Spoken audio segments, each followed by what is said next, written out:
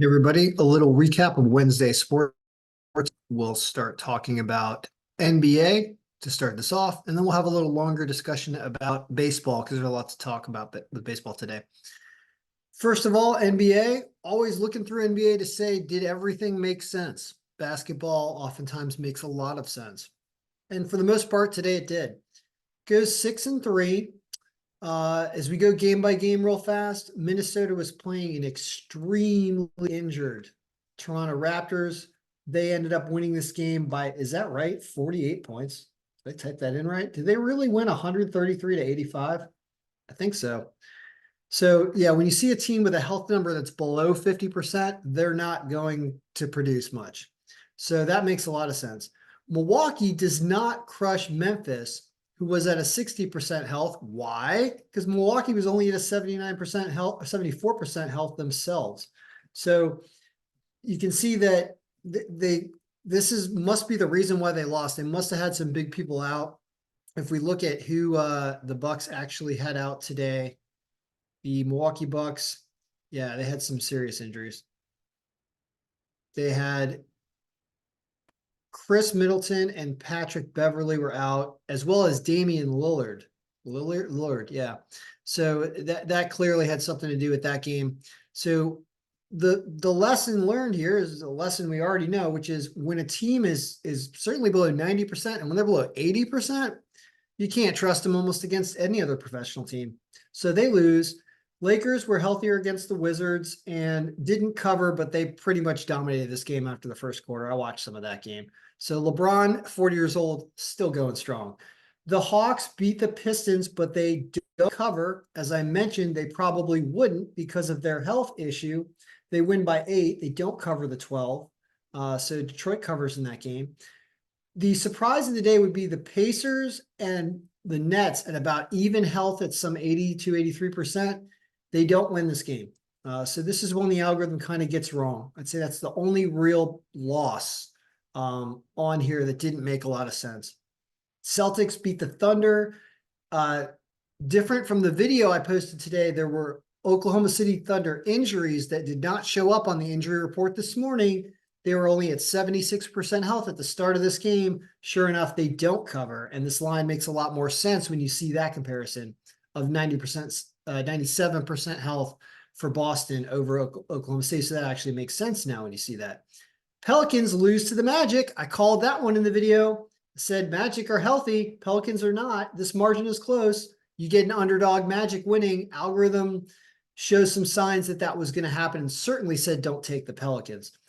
Trailblazers and Charlotte, two teams below 50% health. Guess what? They don't put up any points. Final score of this game, 89-86. Nobody even gets to 90. It's like a college basketball game. Why? Because all their players were injured. Obvious under in that game.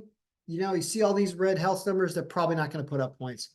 Phoenix beats Cleveland. They're healthy. They cover. No problem. So NBA, pretty good. It's pretty good. Next, baseball. Okay. A lot to talk about here. So we go 7-6. It's technically a losing day. Down 8% ROI, down less than 1 unit, going 7-6 because of the games that won and games that didn't. So it's a pretty even day. Now, with the combination string that we used, which was combination string 239, which had 2 days in a row of being the best combination string, it was okay. But, I mean, first of all, the Royals, Kansas City, you killed me today. I had Kansas City anchoring a round robin of mine, and they blow a 3-run lead in the 8th inning to lose with 2 outs in the 9th. As much as I'm kind of an Orioles fan, they're a local team. I don't know why I'm betting against them. But the Royals blow this, and that just blew this. It just blew the algorithm. It turned it into a losing algorithm for the day, and it made my bet not win a lot of money. Unfortunately, it was annoying. So that this guy pitched great. Cole Riggins pitched well.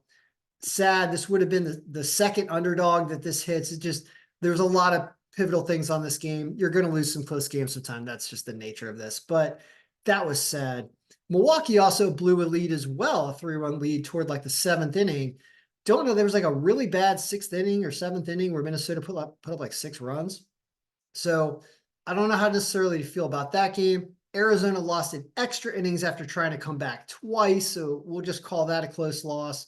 And Cincinnati comes here and beats Philadelphia. Cleveland destroys Seattle. So that's a miss down here. And Pittsburgh Pittsburgh has their first loss of the season. Everyone's going to lose a game sometime. So I understand why they were at the top of the list against Washington, the Nationals. Both local teams. It took the opposite of both local teams today and lost both games. Now, 7-6, not great. Now, here's what the interesting part is. I ran the macro. And when I ran the macro, there were 92 combinations that won 10 games today. 90. We didn't have, our combination only went 7-6.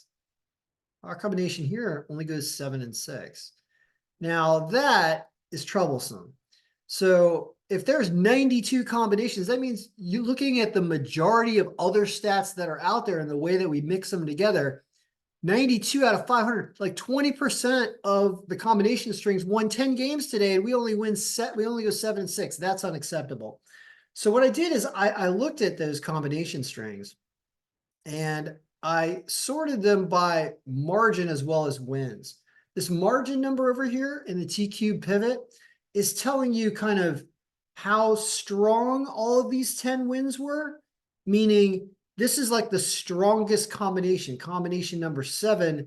It was telling you that the teams that won were going to win by a lot and that there was a greater disparity. So it's kind of a good thing to sort this by margin and by combo string. And what that means is that you're looking for the strongest combinations that won 10 games. I grabbed those and put their margin here. So it was combination 7, 282, 419, 126, 442. These are the combinations that won. This is the one we used, which is not on there. I'm just showing it because we used it, but it was not on the list. So the one thing that pops out is that combination 110 was one of the best ones. It was close to one of the best ones on the first. It was like a second best one on the first. And it also shows up here as one of the best ones on the third, which means probably a good idea to go with combination 110 tomorrow. And I'll show you what that looks like in a second. But the one that was, the highest margin was combination number 7. So let's look at combination number 7 and see what that actually yielded. That's a one factor combination that's only using one thing in the stat, and you'll see what that is. We're going to find out what that is. It's only using average runs per game for this year. And this is the order it kicks out at 10-3. Cubs, who won 9-8. Cleveland 8-0. Pittsburgh losing their first game of the year. Arizona losing in extra innings. And Milwaukee blowing this game down here. But it has all the other teams winning, but it kind of has their runs off. You see, their runs don't match their final runs. So that's not really a good combination to use every day. It just happened to have a really good day. So what about the combination 110? Combination 110 is really what you want to go with. Combination 110. Refresh that. Here's what you get. Pittsburgh losing their first game of the year. It's going to happen sometimes. Okay. You get Boston that beats Oakland 1-0 because Oakland can't win. Cubs up a bunch, still win 9-8. It has Cincinnati up here winning this game. Has them putting up 6 runs. They put up 4 runs, but they win 4-1. Has the Dodgers winning, who hold on by 1 and get to 5 runs. Has that Arizona loss in extra innings. Has that Milwaukee blowing it. But then it has Cleveland. They put up more than it said. San Diego, they put up a little less than it said. Houston puts up more than it said. Texas as an underdog. Baltimore getting just around the runs.